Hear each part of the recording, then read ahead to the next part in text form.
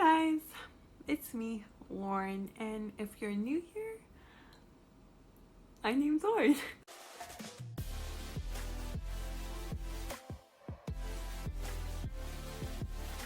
Today, I'm going to be talking about why I get Botox and how long I've been getting Botox, kind of like the story behind it. And yeah, one of my YouTube friends mentioned that I didn't really explain that very well. And I was like, oh, you're right. So here I am explaining it. So let's start with when I started getting Botox. I started getting Botox when I was 3 years old. And I was still in San Francisco, California. I believe I got it at Kaiser. If not, it was definitely the Children's Hospital in California, in San Francisco, California. And they started me on that because when it comes to the spasticity in your muscles, you can use Botox to kind of, I guess, paralyze those muscles. So you can, it won't be as tight. My muscles won't be as tight, and that means that my arm won't move around, because I have trouble with my arm a lot and my shoulder. If somebody were to tap me and I haven't had Botox in a couple months, my arm tends to kind of react and jump even if I'm not scared, because I'm usually not scared, but everyone thinks I am whenever my shoulder like kind of jumps or kind of like shakes. And when I get it around every 3 months. So every 3 months I go in to see the doctor and they just eject me.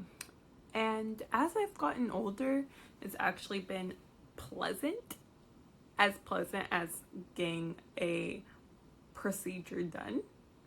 When I was younger, I was okay with anesthesia, and as I got older, my doctor felt that I shouldn't go under anesthesia as much because it can affect you, especially if you are under it for quite a bit.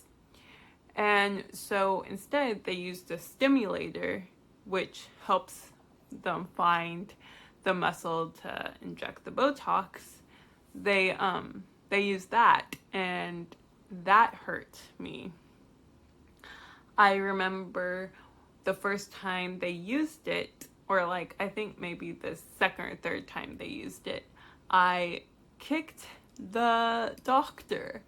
And trust me, I didn't mean to. It was just a reaction. And that was whenever they were like, all right, you can go under anesthesia. And I was like, yes.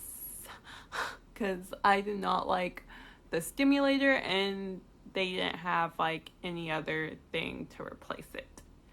So I started going under anesthesia. And when I did, my favorite thing to talk about was football whenever it was the fall season, and there was the anesthesiologist who would talk to me about it. And yeah, we would either yell, like we would either tell each other how bad the game was or how good the game was. And counting to 100. And when I didn't count to 100, I didn't get that far, I cried. I was a 15-year-old girl around 5 3-year-old babies, like toddlers and everything. And I was crying because I couldn't count to 100 before the anesthesia got to me. I thought I would like add that fun part there. Yeah. So after, like, between my Botox and everything, I've had 2 surgeries. The Botox works well with the arm, and it doesn't mean that it doesn't work with the leg. It just doesn't affect the leg as much as it affects the arm, which for me it's all right because my arm is the one which needs it, and the one that needs it the most, like the muscle that needs it the most, okay, is right there, because my thumb goes like that, and so it brings it there, and they inject that. They kind of filled this muscle up with a lot of the Botox because this one is the most tightest muscle, and then the other one is like in here and in the back here. So, but now they use a I want to say is an ultrasound, and they find the muscles that way, which I mean I like way better. And that's why it's more pleasant. I don't know why they couldn't do that when I was younger, so I don't know. What I was gonna add was between the years I've had Botox, I also had a couple of surgeries. I had 2 arm surgeries. One when I was a baby. I don't remember that one. I think that one I was still in California, and that was a tendon transfer. And then also when I was in 7th grade, I had the same surgery, a tendon transfer, which helped a lot because my arm used to go like that. I can see if I can find some old pictures. So, and now it lays long, normal as my disability can get. And then I had tendon lengthening, and I had that surgery because my foot used to, like my heel used to come up, so I wasn't walking the way I should be, and that affected me because I used to trip a lot. So that worked too. That surgery,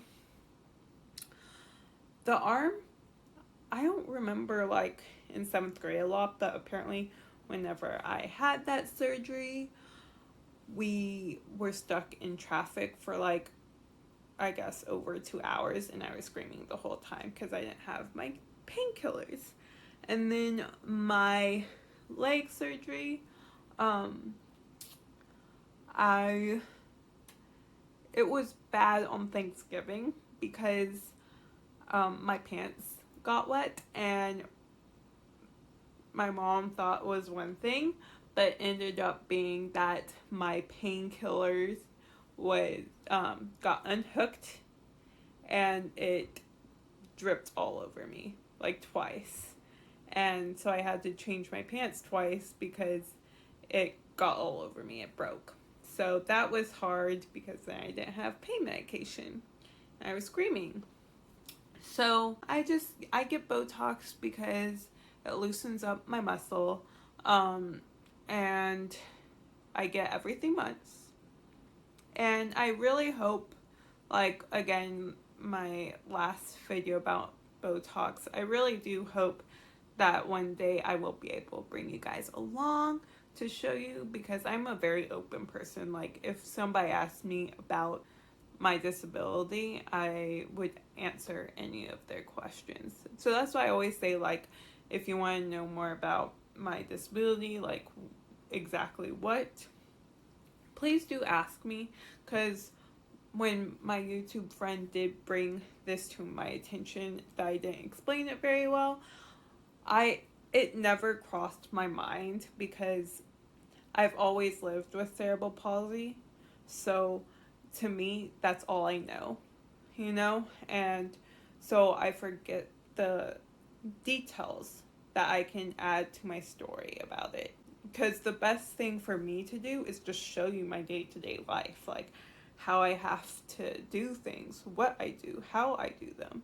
If it's anything like regarding the Botox or my surgeries or something, I also hope that when I said that me and Bryant were looking into like housing and everything, maybe once that ball starts rolling, I can kind of share with you guys maybe like disability benefits for any of you guys out there who are in similar positions as me.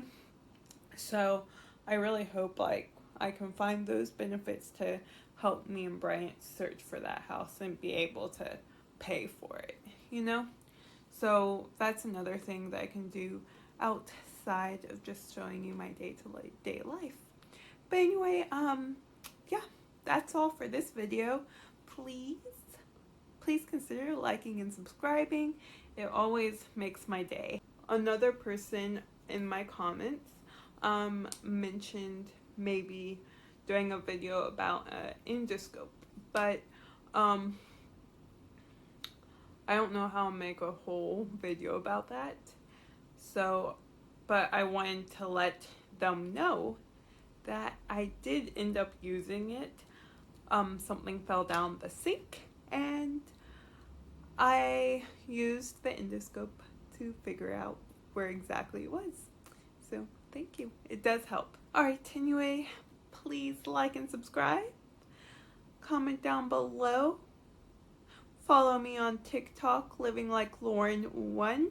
That I probably will do some more one-handed tutorials. So if you follow me there, you'll see more of that. Because that, again, that just kind of, it doesn't, I can't make a video about that. It's just kind of like a short little clip. So TikTok's perfect for that. And then Instagram, Living Like Lauren 0427. I'll see you guys next time. Bye. Lock you down. I know you're not mine, it's just my turn, but we can still have fun for